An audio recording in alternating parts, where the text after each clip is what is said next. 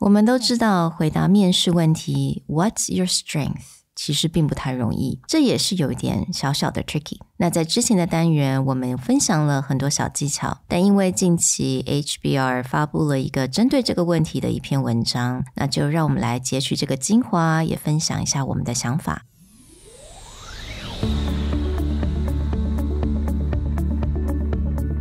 Hello， 欢迎来到 Executive Plus 主管与沟通力的 Podcast。I'm Sherry, an educator, certified coach, and style enthusiast.我相信专业有效的沟通是语言跟逻辑的完美结合。And I'm Nick, a startup consultant, corporate trainer, and late-night gaming junkie. I believe great communication requires the right mindset and solid frameworks. 我们希望带给大家职场英语的技能、跨文化沟通技巧与其他能帮助您成为出色领导者的工具。Join us each week as we share our experience, research, and methodologies to take your communication and language skills from good to great.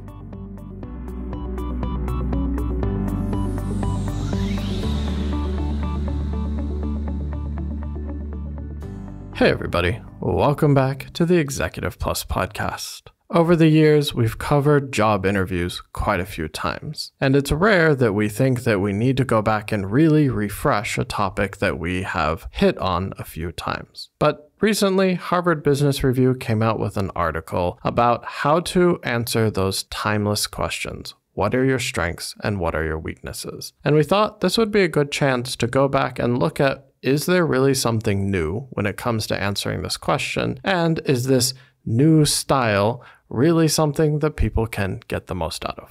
那我们会将这个 What's your strength and what's your weakness 把它分成两个不同的单元，所以今天的单元我们就会来 focus 在如何回答 What's your strength.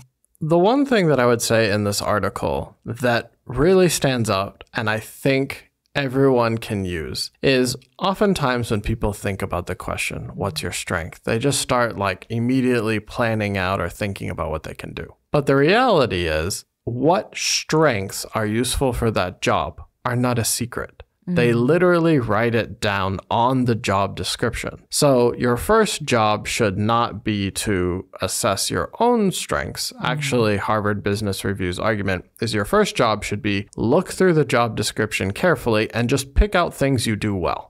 Yeah. It doesn't have to be a superstar strength. It doesn't have to be you're the best in the world at something. But within the job description, how many of these things do you do well? And that becomes the highlight of how you answer this question. Yeah, absolutely. I think it is just a smarter way to answer the question. 你要让面试官很容易、很快速的觉得，这个人不错 I like him or I like her, right? 所以呢，当然我觉得第一部分你也可以不用，有的时候你可能在准备 interview 你没有太多的想法，或者你可能已经去了太多的 interview 了 you feel a little numb. So again, go to see the job description. 看看他们写了什么，可能他们非常的重视 communication skill, 或者是 people skill or editing skill, right? 从这边你就可以想一下，这个是不是我的 strength? 然后你再去特别的去延伸。Whatever they list under preferred qualities, preferred qualifications, or required skills,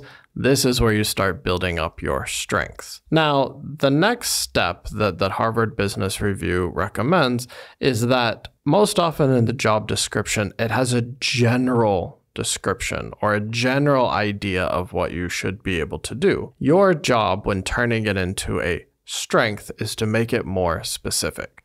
They may say something like communication skills, but that's a pretty wide-ranging topic. Your job into the strength is to take this general idea and then hone it down to one thing you do really well. So, for example, public speaking and communication. Or maybe another communication strength would be like one-on-one coaching, right? You have the ability to coach people or have one-on-one engagement with your team.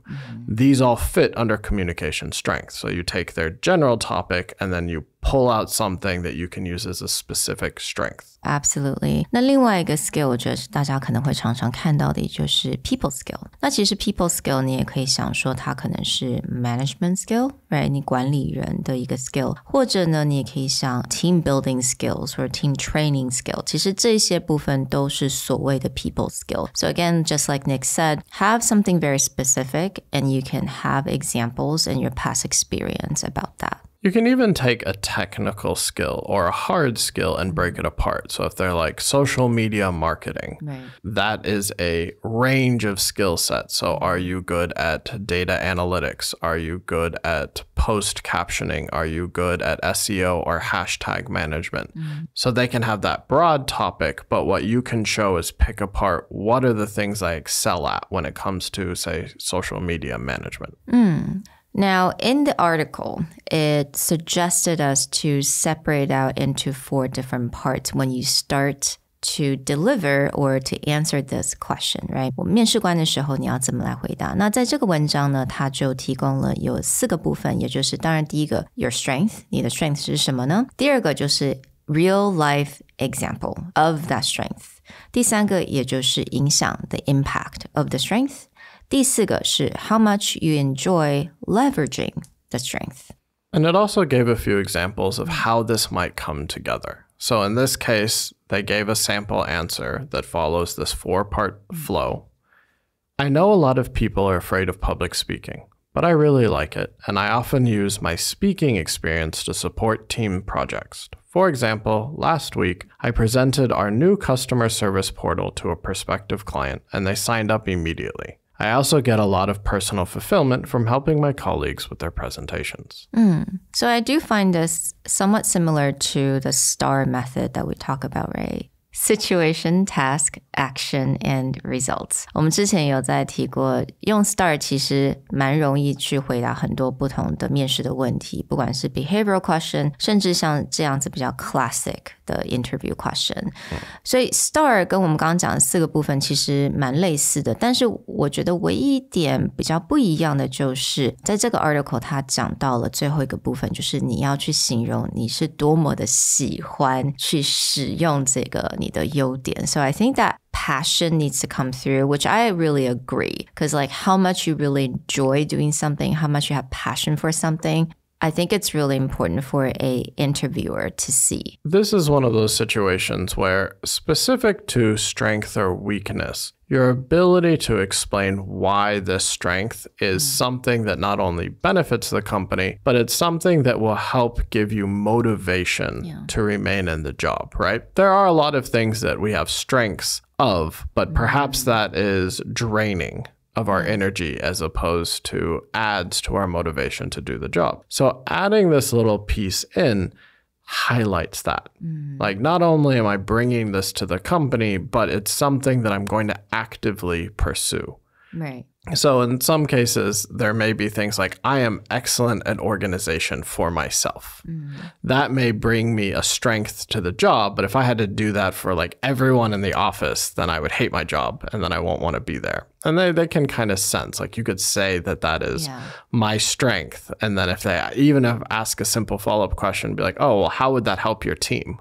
And be like, oh, well, I mean, I would be more efficient, but it's like, maybe I don't want to do that for everybody else. So really highlighting how this strength has more benefit to the company, to the team, and to your own productivity. Right. Because I think no matter what, it still goes back to who you are as a person. And in an interview situation, an interviewer wants to know if this person is up for the job and also what that their personality, how they can handle challenges. 所以我觉得很多自己个人的一些热忱跟热情一定要在这个地方要带出来. So this is one part I would say, yeah, definitely talk about how you really enjoy leveraging your strength. And both in STAR method and this method, it is really important to have that action and result. In this case, they frame it as example. But a lot of people, when it comes to strength, they may say, here's my strength, and then they'll skip to that last line also. Like, I get a lot of personal fulfillment for helping my colleagues with their presentation. They'll just skip to what I like or why this is a good thing. But how does the rubber meet the road?